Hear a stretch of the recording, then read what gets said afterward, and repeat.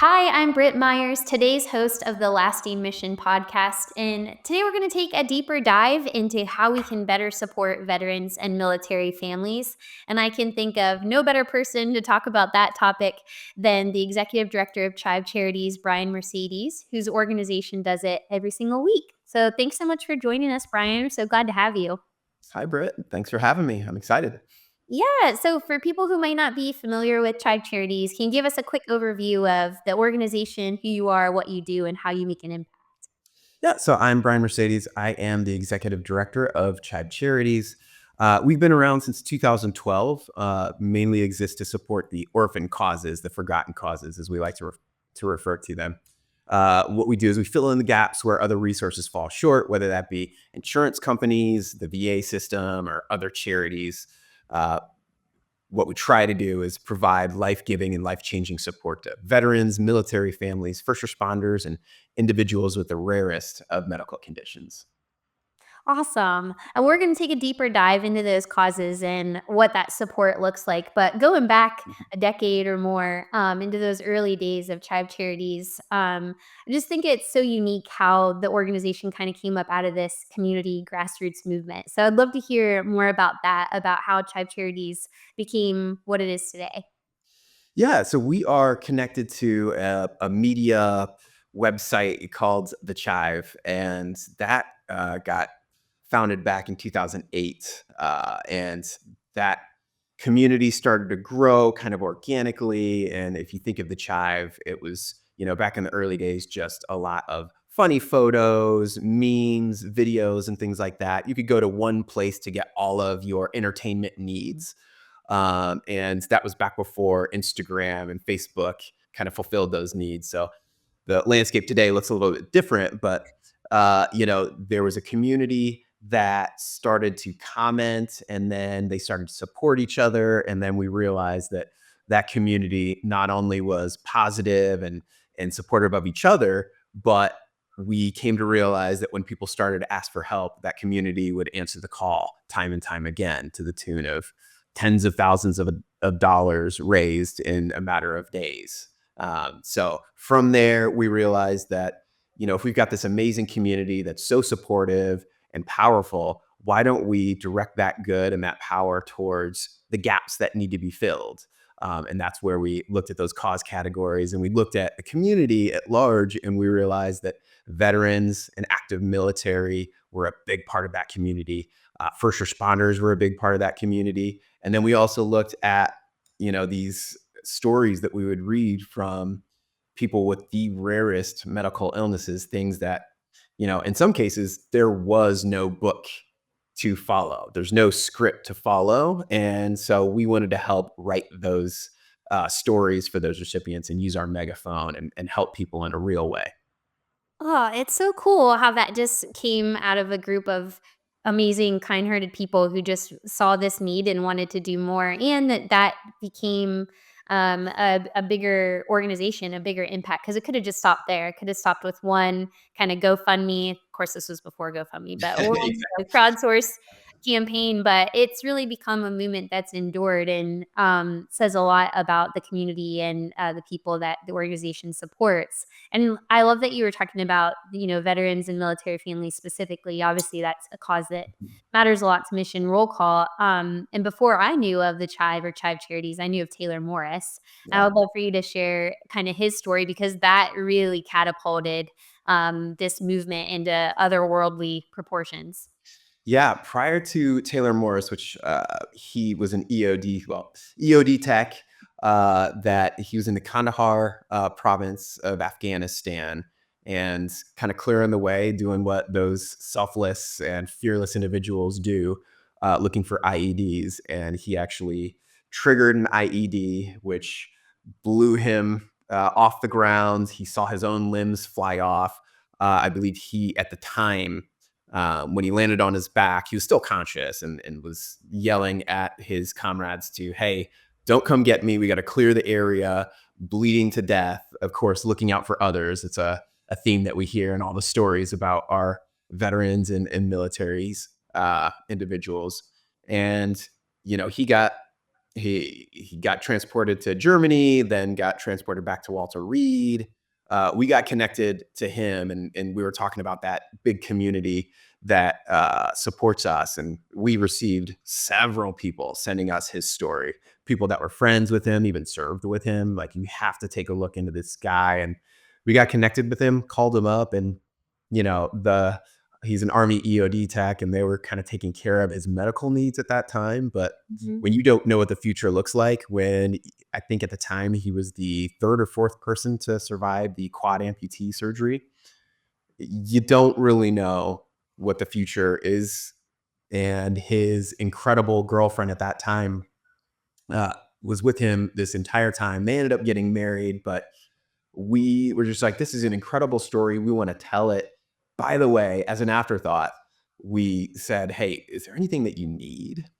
He's like, Army's taking care of me, but my girlfriend, Danielle, at the time, they had always had dreams of living on a lake. They're from Iowa. And so we are like, you know what? Let's raise, I don't know, $25,000, maybe $50,000 to get a down payment on a lake cottage for you. Lo and behold, John Resig writes a story about Taylor Morris, links to his, because, yeah, GoFundMe, I don't think was a thing at that time. I think we just linked to his PayPal. And we get, a call 20 minutes into this campaign, like, I think something's broken. Like, there's already $25,000 in my account. What is going on? And we raised 10 times that, $250,000 within 48 hours for Taylor Morris. So it was, hey, let's not only put a down payment in, let's just build the whole thing. Um, and kind of springboarded him into starting his own charity for, he helps out a lot with prosthetics and 3D printing and things like that. And so, that story and that donation and that goodwill has kind of created this ripple effect where he's, changing people's lives down the road. But that was really the springboard, because we had done a couple of these, what we call flash charity campaigns in the past, but they had only raised, $20,000 to $30,000 in a couple of days, which, is kind of silly to even say out loud. But this thing took it to a whole other level. And you had thousands, tens of thousands of people donating 5, 10, $25, leaving these amazing comments of like, this is why I come to this crazy website. It's not because of the memes and the laughs. It's this feel good. It's we're changing lives. So we took a step back and said, we've got a responsibility to do a little bit more for more people in need. And that's when Chive Charities was created in earnest. Just such an incredible story, and I think that particular, experience from Taylor just really exemplifies the heart of what Child Charities is, which is, like you said, he had his main needs were covered by the Yeah. military, right? But Yeah. there are certain things that weren't, and that's where Child Charities could step in and fill the gaps. And so for those who might not know, I think we can talk, like, broadly about Yeah. support that Chive Charities provides, and then also maybe things that people might not even think of. So, if you look at veterans in particular, what do you think are some of the most common requests that Chive Charities hears, or things that veterans most often need support with? Yeah, so I mean, it's mental health and it's mobility. A lot of things that aren't covered by the VA, or if they are, it's things that we hear people are waiting, you know, months, if not years, to hear back on. And so, we use our incredible community of donors and our megaphone to tell that story. And it's not fair that you have to wait 12 months to get a service dog, or um, a wheelchair that's adaptive, where you can go out and you can hunt outside. So we'll come in and we do a lot of therapy items, we do a lot of mobility items. In the 12 years of existence that we have, we've helped veterans and military families to the tune of, I believe, a little over $5 million. And our average grant is 28,000 dollars to those individuals. It's real impact on these real lives, and it's things that they truly are life giving and life changing things that other charities. And certainly, we're hearing that, these insurance companies aren't covering them. So, if it's a Marine who suffered a TBI, right? And he's in constant pain. Chronic pain is one of the biggest things that can also lead to mental health challenges and completely change someone's personality. A veteran who's just trying to reintegrate into civilian life. Um, and we'll kind of step in and help some alternative therapies and even things like service dogs. They're not cheap to train. So, we'll come in and help train and place a service dog with a partner agency for sometimes $15,000, sometimes $20,000, depending on the need. So those are some of the biggest things. And then, we're one of the only charities that you can find around that will purchase an ADA accessible or wheelchair accessible vehicle. And we've purchased over 250 of those. And those, can range anywhere from 48 to 60, $70,000 a pop. So, one of the only charities, if not the only charity, that can say that we've purchased over 250 of those. And some of those are for those veterans and military families to help them get around and, maybe even get to a soccer game for, you know, the first time in 2, 3 years since they've been back from Afghanistan. And like I said, life-changing aid. And those are just, a few. We've got hundreds of different items and therapies and things like that that we've helped veterans and military families with. Oh, it's so incredible. I wanna get into some of your favorite stories and some of those alternative things too, maybe some of those, like, nuanced items or things people might not even think about. Yeah. But I think just talking about the ADA vehicles especially, because I think this is something that the general public might not be aware of, or unless you know somebody who's experienced, a tragedy or, has a medical condition, you don't realize that if you lose your ability, to be independently mobile, right? So you're Yeah. requiring the use of a wheelchair, even if it's manual and it can fold up, or it's an electric wheelchair, it's really heavy. They're like 500, 600 pounds. And that can sometimes completely cut people off in their homes. Oh, yeah. And I know a lot of the people, Brian, that we've talked to at Chive Charities, they rely on medical transport, and that is their only outlet to the outside world. So unless they can roll out onto a back patio or porch or maybe through their neighborhood, if they're lucky enough to have Mhm. sidewalks that are accessible, that don't have cracks, that don't have rough terrain, they're sometimes completely stuck at home. And Yep. I think that's what those vehicles, what they do is beyond just what we think about of transportation or how it might be a little easier to get in and out. Yeah. There's people that have to break wheelchairs down, standing outside in frigid cold temperatures or rain or whatever, just to get their loved one to a doctor's appointment. So Yeah. it's really, truly changes every aspect of their lives in ways that you wouldn't even think of when you think of just a vehicle. Yeah. And some of these things aren't really that expensive, but you're talking about families that don't have five, six, $10,000 just laying around. And so it may not even be a wheelchair accessible van. It's a veteran who's got a truck, but they need a wheelchair lift, $5,000, or a veteran that can no longer operate the vehicle. But if we gave them hand controls because they're now, in a wheelchair, like that would completely change their life. And they can transport their family, they can transport themselves. So it's these little things that you take a step back and it's like, why isn't this thing covered?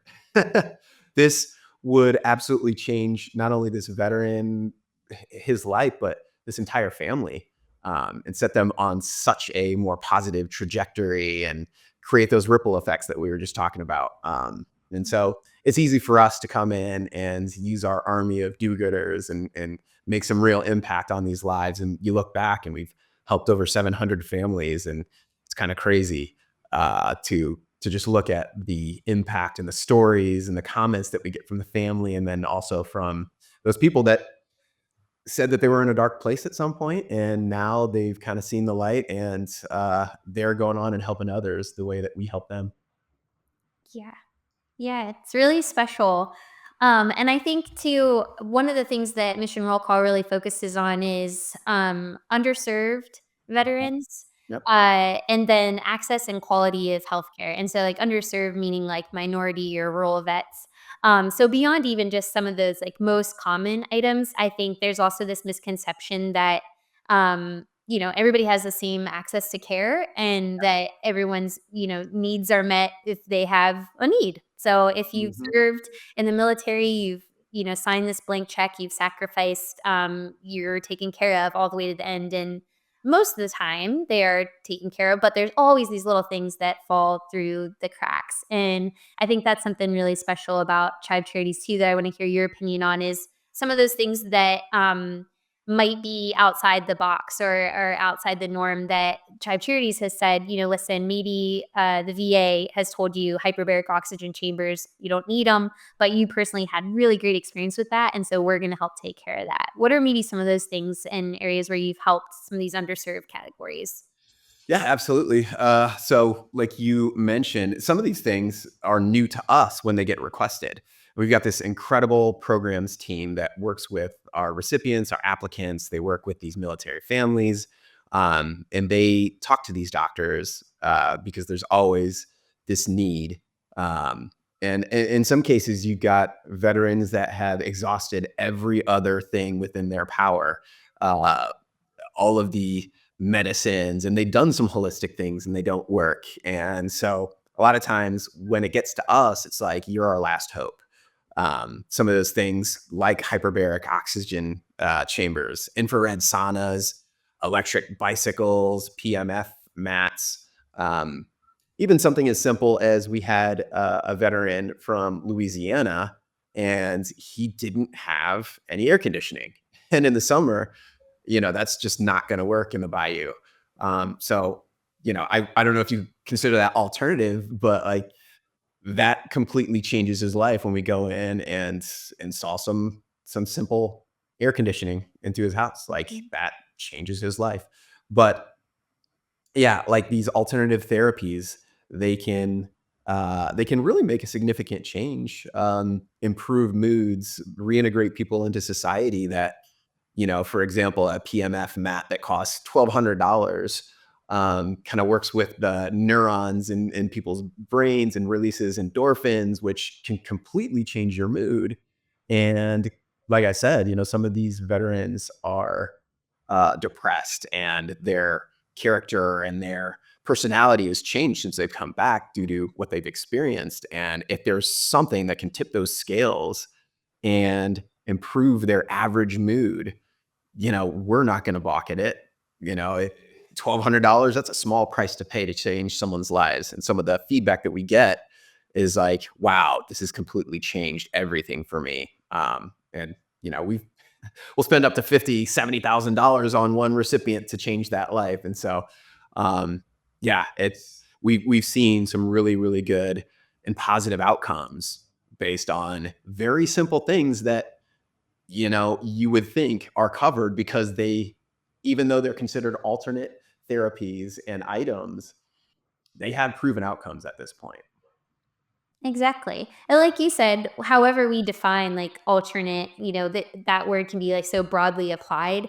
That's even been things like electric bikes. So Mhm. somebody who might not have the mobility to be able to pedal on their own, but who want to be out with their family, those things make a difference. And those are things the insurance isn't going to cover, right? That's like an Yep, extra, but that can make a big difference if you're struggling with your physical and mental health and you just want to feel like yourself for a little bit. absolutely. Absolutely.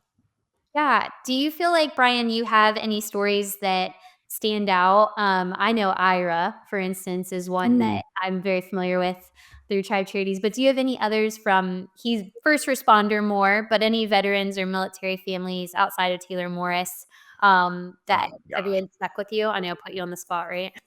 No, no. I mean, there's several. Some. So, like I said, we've helped hundreds at this point, but one that's more recent, Adam, who was or is a 20-year combat Air Force veteran.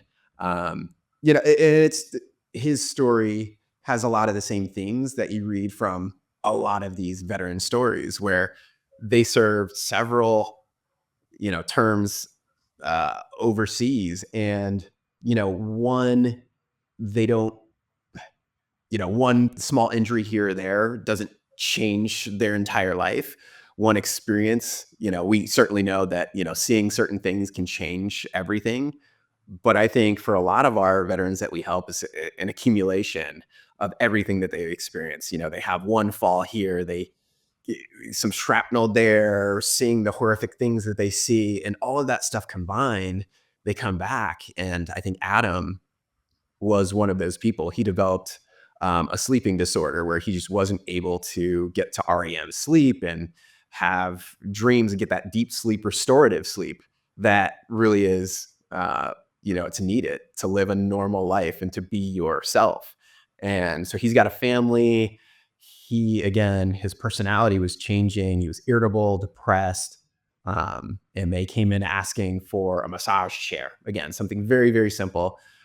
We got that to him, and it was kind of funny that within the first 15 minutes, his wife got back to us and let us know, like, Adam was snoring. I checked on him after 5 minutes and had the best sleep he's had in years.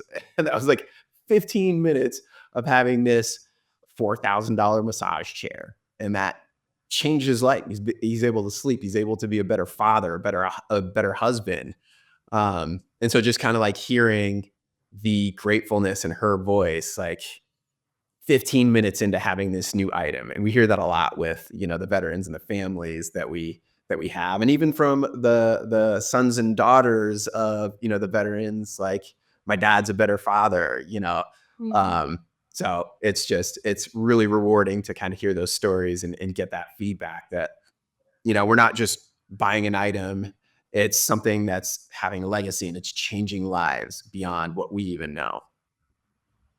Oh, it's so cool. And I think something you mentioned early on with Chive Charities cause categories too is nonprofits. Yeah. And I know whether that's direct support that you've given through grants or just awareness, that all makes a huge difference. And that's then again, like Mission Roll Call, we're really adamant about that, about helping to tell more about these veteran service organizations and support organizations. But I think, have you seen too that as you're trying to reach some of these underserved areas, especially for vets who live in more rural parts of the US, that getting in with nonprofits has been a good way to connect with them too? Or are there some nonprofits that Tribe Charities has worked with for veterans specifically that you've felt really have a good impact? Yeah, absolutely. We rely on a lot of our veteran nonprofits. We've helped several dozen nonprofits in the past with grants, and it's a good way to impact a large amount of veterans and military families without having to do all the vetting ourselves. And so a lot of times we'll hear from some of our partners, and they do incredible impact in what they do. But just like Child Charities, we can't do everything. So where they maybe fall short in something, they can kind of send over their veterans to us, and then we can kind of pick up where they left off. And so, we rely on them to send us people that are most in need from areas that particularly don't maybe have, for example, good internet connection. And sometimes we'll have advocates from other nonprofits fill out an application for a veteran, or really send them our way and say, hey, here's this information. They sent, you know, these forms to us. We're just going to share those with their blessing with you. And like that veteran I was talking about from Louisiana who doesn't have a computer or even a phone where he can like log in and fill this stuff out, you know, they can help get the people that need it most to us. And we're so grateful for, you know, people like the Boot Campaign, and there's several dozen. We Defy. Yeah, we've been so fortunate to have great nonprofit partners. That's what I was gonna say. I just saw that story, from We Defy in Brazilian Jiu-Jitsu. Like, some of the things you might not think about, and there's been others like Warrior Bonfire and, like, equine therapy programs, and the cool part about that is we've seen a lot from veterans and military families that that sense of community and finding their tribe, especially post-service, can be really difficult, and so getting connected not just for the things they need, which Tribe Charities does so well, but also with, and I should also mention, once they're part of the Chive Charities family, they're in. which is another Mhm. great thing is there's a lot of updates, there's that connection doesn't stop, just because they received a grant. But I think the other cool part is these organizations too that support veterans, who can maybe keep them closely connected and tied into their communities more locally too. Absolutely. And yeah, we love to, like I said, we make these heroes, again, the hero of their own story, which, we've got an amazing storyteller and story writer in Britt Myers who writes some of our stories. And so we not only give them that, but and shine a light on just kind of like the greater cause, uh, but also we connect them with our community, and we've got several cities that have these independent chapters that the backbone of that community is the goodwill that we do at Chive Charities. So whether that's, Oklahoma, whether that's Colorado Springs, you've got several hundred people that are just looking to help more people in their area. And a lot of times, we will write a story for a veteran or a military family who's maybe even moving to Colorado Springs and hit up Yvette or Yvonne out there and say, hey, you know what? We've got somebody headed your way. And they automatically got a great community to tap into. And I think that's important because, some of these veterans are trying to go at it alone. And that's where some of the mental health issues are from. So if we can tap them into that community and just give them that hug, that support that they need, then, they're set up for success. For sure. Yeah, I sort of skirted over the fact that I write a lot of these stories, but I know. I didn't know if you wanted me but you do an incredible job. aw, thank you. I just think it's the organization is so incredible and so impactful, and I'm just a small piece of that. But I think if people are watching this and listening to this, and they're thinking, "Man, like I've had this need that I just I just can't afford it," and I wouldn't go to insurance because they would never cover something like this. How can they get involved, and like how does that process work? Obviously, storytelling is a big part of that, Yeah. and really the main foundation of what Child Charities does, but how do people apply and kind of walk us through like what that looks like? Because there are so many nuanced things that Chive Charities covers. There are probably still things that you don't. Yeah. And just kind of tell us about what that looks like on the back end. Yeah, so we have an online application. We've recently, within the past year or so, updated that to make it a little bit more accessible to people. In the early years, we wanted a snail mail application. We didn't want people going online and wholesale applying for charity at a million different charities and just like not even knowing who we are. We realized, that's not the best use of our time because we have to, file all these papers. So we created an online application, and now we've updated that to be mobile friendly, which I think is actually great because, to your point, like reaching the most impoverished and the people with the greatest needs, we can't just assume that people have access to a computer to upload doctors' files and things like that. And, asking someone to go to a library and bring up, a drive and get all of this stuff. Like a lot of the families we work with, they, like you had mentioned, rely on medical transportation. In some cases, they have to rely on ambulances and fire departments to transport them to weekly appointments, which isn't sustainable. It's very expensive, and it's just not. It's not how people should have to live. So, getting the most mobile friendly, the easiest way, but at the same time, making sure that we're checking the boxes. It's an objective uh, kind of process for us. So we're looking at certain things like what is income level? What is support from the community that they have? So have they fundraised? What types of items or money have they already received? What are they asking for? Somebody that's coming in and asking for a new house for $300,000 versus somebody who's asking for a wheelchair for $8,000. One is going to take precedence over the other because one's a little bit more attainable.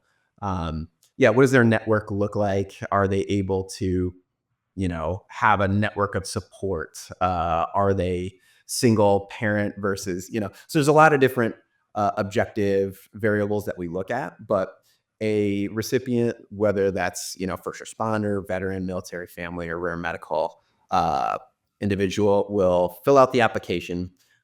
Sometimes that may take a couple of weeks to maybe even a couple of months to we'll always respond and let you know that, we've received this. And then we kind of filter all of that stuff. Within, 3 to 5 months, we'll let you know whether you're accepted or not. And every quarter we have just this selection committee where, unfortunately, we have 50 to 60 worthy individuals. By the time they make it to that stage, they're all very worthy. And we could say yes and feel great about helping every single one of those 50 to 60 people. Unfortunately, we can only help 16, 18, 20 on a good quarter of those people. We'll help about 1 to 2 recipients a week. And so, we kind of have a selection process where we have to say no, unfortunately, to half of those people or more than half. And then we do get to say yes to several families. And that's the best part. So we'll let them know that, hey, help is on the way. And over the course of the next 3 to 4 months, we'll be gathering information about their story. It's not, it's not a prerequisite that we have to write a story for you. Some of these stories, there's just some trauma and there's some stuff that our Mhm. individuals have experienced that just doesn't translate well, or certain things that individuals don't want out there because of employment and employers and family and friends. So we're totally sensitive to that, but we do use our megaphone to help shine a spotlight on the greater cause, and that's part of what we do. So, that's kind of the full, from conception and filling out the need, and the application, to releasing the story, to welcoming them in open arms with our community. The whole process could take anywhere from 3 to 6 months, sometimes even longer at this point. So it's not like the support of, we need this tomorrow, red alarm, or else. We don't do well with, they need this thing at this point. We've done some of that in the past, but it's more high impact, long term. How do we set people up for success? And writing these stories that change not only their lives but have that ripple effect, like we talked about. Yeah, it's so awesome, and I think that's where the storytelling and veterans doing what veterans do best, which is looking out for each other, really come together in this awesome marriage. In that we've had, and Tribe Charities has had so many recipients who got an item or something that they really needed, told another veteran about it, and then Mhm. that veteran came qualified, went through the application process, and received a similar thing. And so that ripple effect is really important because, one, like we said, there's some veterans who are just not in areas where they're hearing about the resources or support available to them, or they didn't know that it was something that could have such a positive effect on their life. And I think the other thing I wanted to get your perspective on is the grant amounts really vary. So we Mhm. talked about like kind of those big ticket items, which are, the ADA vehicles, service dogs to some extent, or medical supplies. And so tell me a little bit more about that too, about that, what's that gamut look like in terms of grant support? Yeah, we try to get a good mix because our budget can only go so far. And um, one of the sayings that we've had since day one is, we just want to make the world 10% happier. And it's kind of this funny way of looking at impact, right? Like, what does 10% mean? Who knows? But, like, you can look at that and say, 10%. Does that mean we're making this recipient's life 10% happier? In some cases, a $500 grant, you know, $500 worth of supplements, like you said, or even incontinence underwear for a veteran who's, needs them. That makes their lives 100% better. So it's this cheeky way of, 10% better, but these, it doesn't matter the item, it's the impact that you see. So yeah, some of them are $50,000 vans or $15,000 hyperbaric oxygen chambers, but those supplements, or 3 weeks of therapy for a veteran and their family to get to know each other again, like that can make all the difference in the world. And then you've got, people that are reading these stories, and like you said, I remember, I think the first hyperbaric oxygen chamber that we purchased was for a veteran named Shelly. And she randomly saw another veteran who was experiencing some of the same chronic pain that she was and told them about Chive Charities, and never spoke to Shelly again. But, he remembered her and was like, I'm so grateful that she told me about you guys. Otherwise, I wouldn't have known about you. So it's like that ripple effect. And um, yeah, we hear that a lot of times, with a lot of our recipients. It's, that $500 worth of supplements. And then we get an influx of people that are like, I need that too. So, a little bit can go a long way. For sure. And I think there's a crossover between the cause categories too. And something that, Tribe Charities did was pay attention to what people are asking for and being able to kind of pivot. So Yeah. originally it was just veterans and then became more military families, even some active duty military, which is something that can be challenging with those, 45,000 VSOs I was talking about, is that sometimes you have to be a combat veteran in order to qualify. You have to be active duty, you have to be just a veteran. And so I think it's really great that you've been able to fill in those gaps across so many different areas. And we at Mission Roll Call have a similar person that we've helped, which is Austin Carrig. Yeah. Um, and Austin's a great example because she's in an active duty military family and they have Mhm. a daughter with a rare medical condition. And Yeah. so sometimes there's families that come that just check so many boxes. And the good part about that is that there's more support that we can provide, and the other part is there's more people to raise awareness, and for them to spread that message too. So beyond just their military circle, there's also the rare disease community. And I think it's awesome that people share those stories and really what that storytelling can do, both to bring in people and to just show them that they're not alone. And that's Yeah. the part I wanted to mention, Brian, was the community. So the Tribe Nation community, because a lot of things happen too beyond the grant funding. So I'd love to hear more about that. So like once those decisions are made, those really tough calls, and the next round of grant recipients are selected.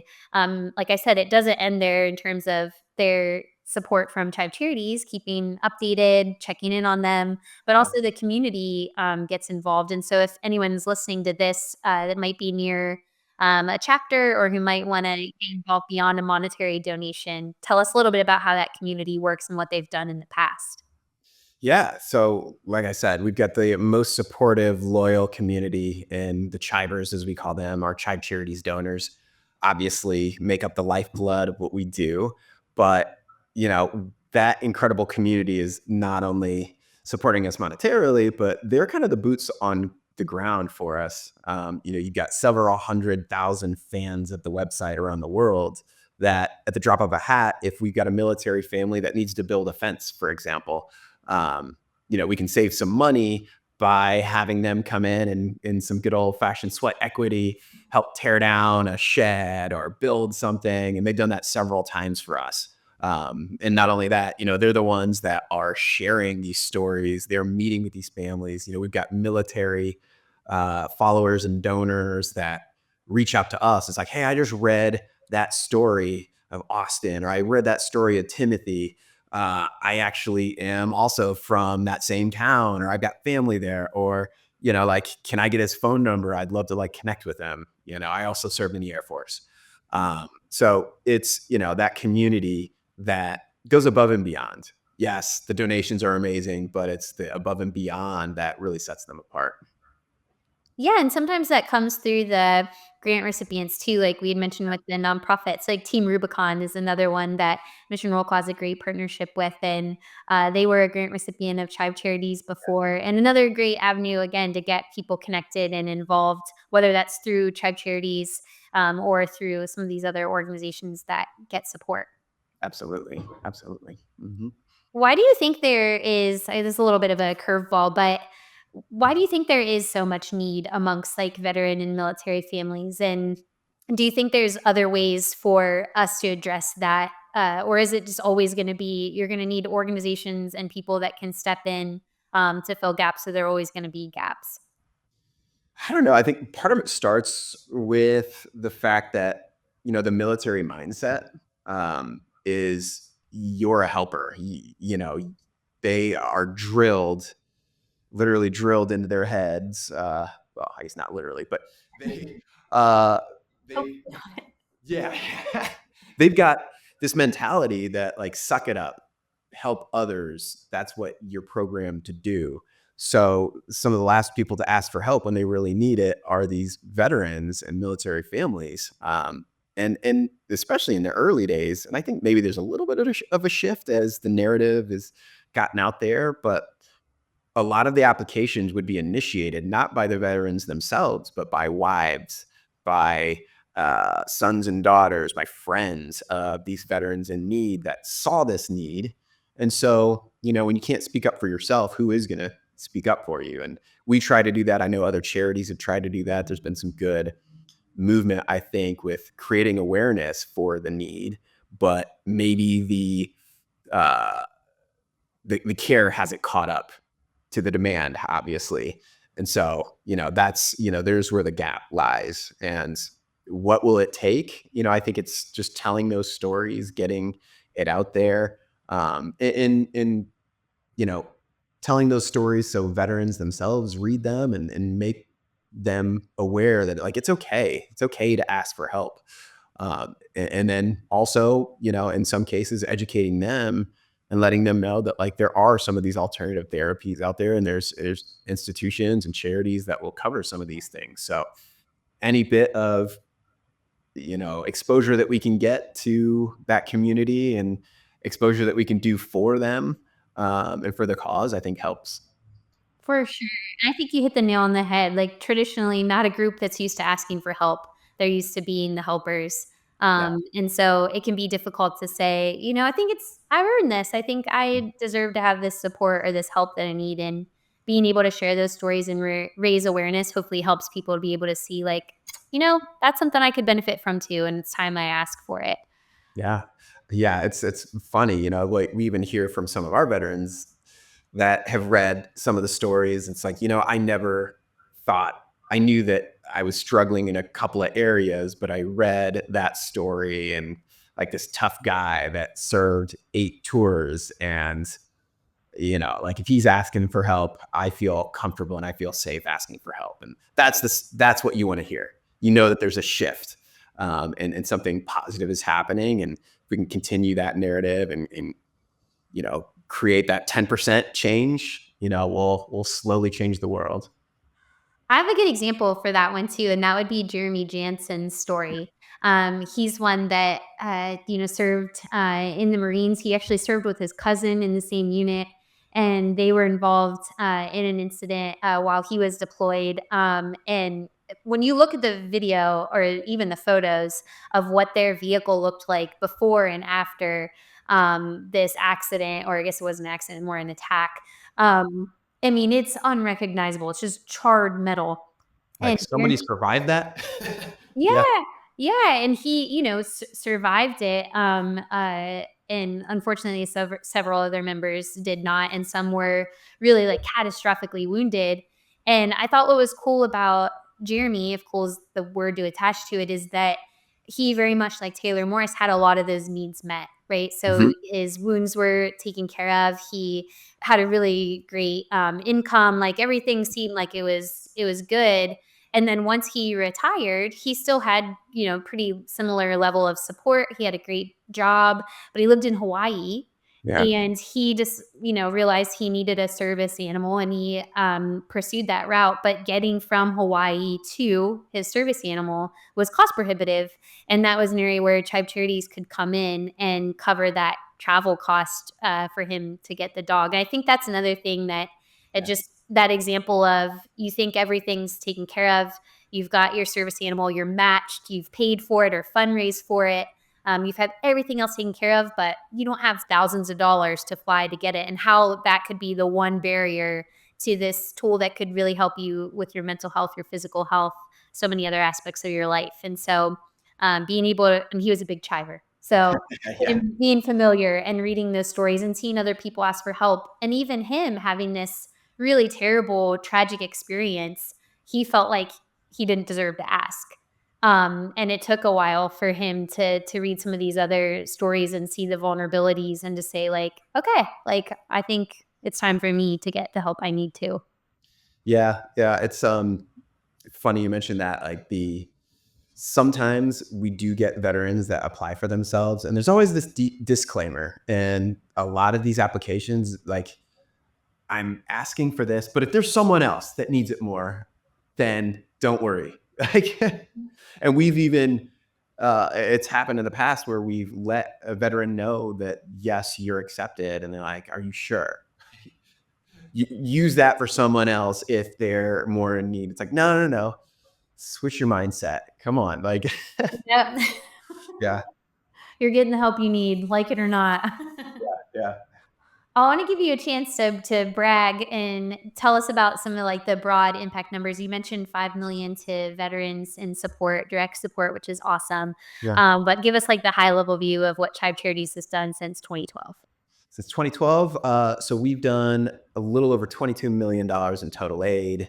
We've helped over 700 individuals. And even though it's 700 causes, we kind of like to look at it like each cause obviously has a ripple effect. So those 700 causes that we've helped, I would say is closer to, 1,500 to 2,000 individuals because a family like Adam Botcher's, it's not just Adam. It's, his two kids and his wife, a nonprofit that we've helped, like Boot Campaign, this support that we gave them, or We Defy, how many veterans are coming in and getting Brazilian jiu-jitsu lessons and reconnecting. So each one of those grants touches multiple lives. And like we said, that ripple effect. So I like to say on the low end, we've maybe helped 1,500 to 2,000 individuals, but maybe it's in the millions with, because the megaphone that we have, it's not just you're changing the lives of the recipients, but what we really want to do is inspire others. And so,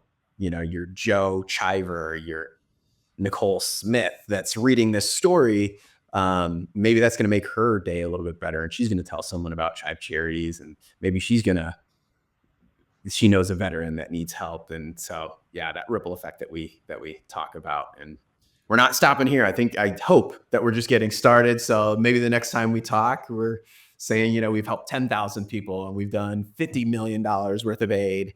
And I'm just incredibly grateful for, organizations like Mission Roll Call as well for spotlighting and doing what you guys are doing, spotlighting the need and telling the story. So thank you. Oh, absolutely. And thank you for all you're doing to support veterans and military families, and especially, like we said, those who might be underserved or who are in rural areas or minorities, and just being able to have the same access and quality of care. So, if anyone's listening to this, if there's a veteran or military family or somebody with a rare medical diagnosis, what can they do to get involved or to see if they might be able to qualify for some help? Yeah, so Chive Charities, we've got a website, chivecharities.org. And within there, we've got a recipients page, we've got an about page, frequently asked questions. So, am I eligible? You can go check out there. We've got a whole list of eligibility requirements. We've got a contact page. So if you have any questions, our incredible programs team can reach out and get you more information. On the other side of things, if you know organizations that could benefit from sending some of their individuals that they help, whether it be first responders, rare medical individuals, veterans, military families, send them our way. If you want to get involved with, actively supporting Chive Charities, obviously, we'll take any support, whether that's boots on the ground, whether that's a monthly donation. We've got about 3,000 monthly donors who are the lifeblood for what we do. It all kind of starts there, and then we kind of filter that out and help the individuals that we help. So, a lot of different options. And even if it's just sharing a story, sharing this podcast and getting the word out there, that does more than you even know. So just really appreciative of you guys and everything that you do, and the people listening here. Thanks for listening. What are we, 40 minutes in or so? Um, Yeah, we did good. A yeah. little more. Yeah. Well, thank you so much, Brian. We just appreciate having you on. And 22 million today. Who knows what tomorrow can bring? But Just so appreciative for all the work you're doing for veterans and military families and beyond, but for especially those who've done so much for us. So thank you for joining us. Thanks to everyone who tuned in.